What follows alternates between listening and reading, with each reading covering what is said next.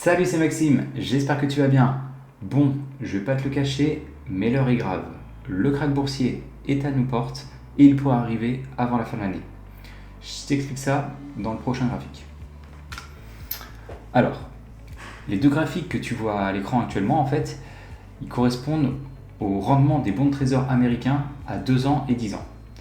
Ce qu'il faut que tu saches, c'est que donc un État, donc là pour ici, pour notre cas les États-Unis, ils vont avoir besoin de se financer régulièrement pour réaliser leurs différents projets. Et donc du coup, ils vont émettre des obligations à différentes échéances. Donc là, j'ai pris des échéances à 2 ans et à 10 ans. Et ce qu'il faut savoir, c'est que dans une période économique relativement sereine, on va dire, les rendements, plus en fait l'échéance de l'obligation est dans un temps lointain, plus son rendement sera important. Parce qu'il est bien plus compliqué de prédire l'avenir, donc c'est normal que si moi je prête mon argent à l'État américain, et celui-ci devra me donner plus de rendement si je lui les prête pendant 10 ans que pendant 1 an par exemple. Sauf que là, ce que vous pouvez voir ici sur la courbe, donc la courbe orange c'est la courbe des rendements à 2 ans et l'autre courbe c'est celle à 10 ans. Et donc ce que vous pouvez voir juste, on est ici à peu près, donc c'était entre le 5-6 juillet. Ce qui s'est passé, c'est qu'en fait, ces rendements, la courbe des rendements s'est inversée. C'est-à-dire que depuis le 5-6 juillet 2022, les rendements des obligations américaines à 2 ans sont supérieurs aux rendements des obligations américaines à 10 ans. Ce qui veut dire que, en fait, l'économie est moins, sereine dans les 2 prochaines années qu'elle le sera dans les 10 prochaines.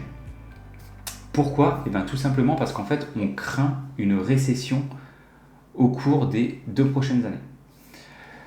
Ce qu'il faut savoir, c'est que la moyenne, en règle générale, lorsque la courbe des rendements est inversée entre les 2 ans et les 10 ans, une récession arrive entre 6 mois à 18 mois.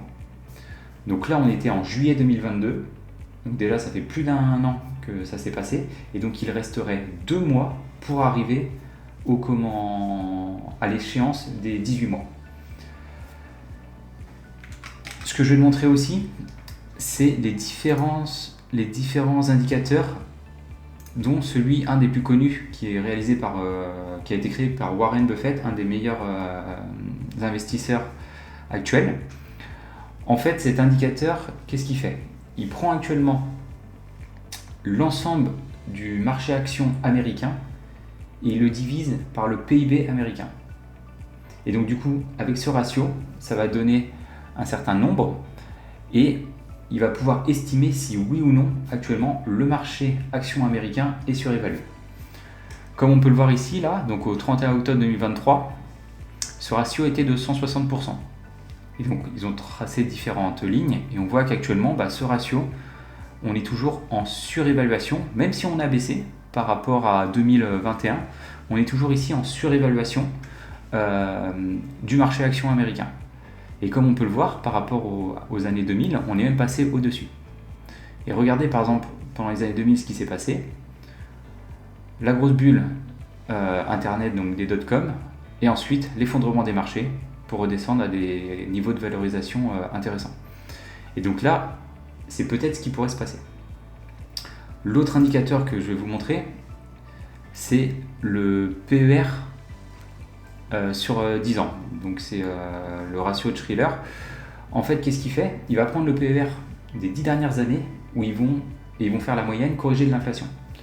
Et donc comme on peut le voir ici, donc actuellement, le PER, donc toujours du marché américain, est de quasiment 30.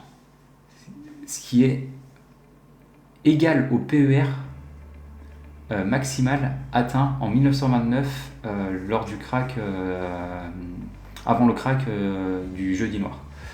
On est bien en deçà ici de la crise des années 2000, mais on est quand même à des ratios relativement élevés.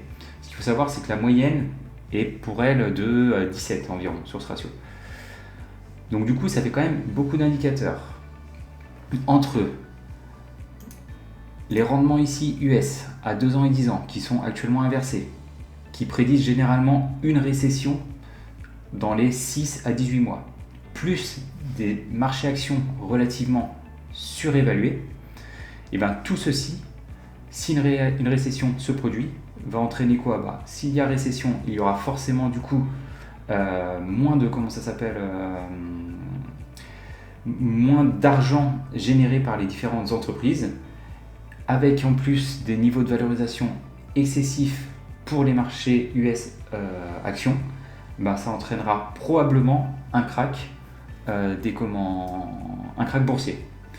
Alors là, ce sont que des statistiques. Est-ce que le crack arrivera ou arrivera pas?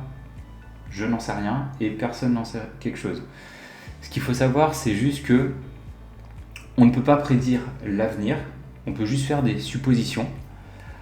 Et là, vous allez peut-être vous dire, hop, là, il est grand temps que je vende tout ce que j'ai actuellement en portefeuille. Non, calme. Si tu as une stratégie, comme moi j'en ai une, pas de souci. On va pas laisser passer en fait. On continue d'acheter avec la stratégie qu'on met en place, c'est-à-dire, pour ma part, trouver des bonnes entreprises et les acheter à un niveau de valorisation convenable. C'est comme si, je dis n'importe quoi, actuellement, tu passais devant un magasin, tu as envie de t'acheter, un pantalon, tu regardes et tu le vois à 100 €. Tu dis, je trouve ça un peu trop cher. Tu repasses 2 semaines plus tard devant ce magasin, et là, pour le coup, tu vois ce pantalon à 50 €. Et bien là, tu te dis, ok, là, c'est un prix relativement convenable pour un pantalon, je l'achète. Et bien sur le marché des actions, c'est exactement pareil. Tu as des entreprises actuellement, des très bonnes entreprises qui sont peut-être trop évaluées, comme notre pantalon à 100 €. Et si crack il y a, et par exemple peut-être que le marché américain va baisser de 30, 40, 50, 60, 70%. Et c'est pas grave. Au moment où les prix seront convenables pour ta stratégie, tu pourras acheter toi-même tes propres actions. Sinon, si tu connais vraiment pas énormément en investissement, tu as toujours la technique du j'achète des ETF en DCA qui marche très bien. Donc c'est vraiment une technique qui consiste à acheter à intervalles réguliers la même quantité d'actifs, et donc du coup ton rendement sera lissé dans le temps.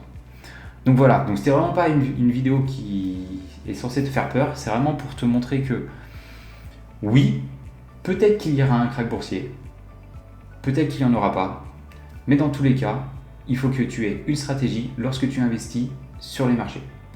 Et donc si tu n'as pas de stratégie, je t'invite à nous rejoindre pour comprendre comment nous on fonctionne et quels sont les indicateurs que nous regardons pour essayer de déceler les meilleures affaires. C'était Maxime, on se retrouve dans une prochaine vidéo. Ciao!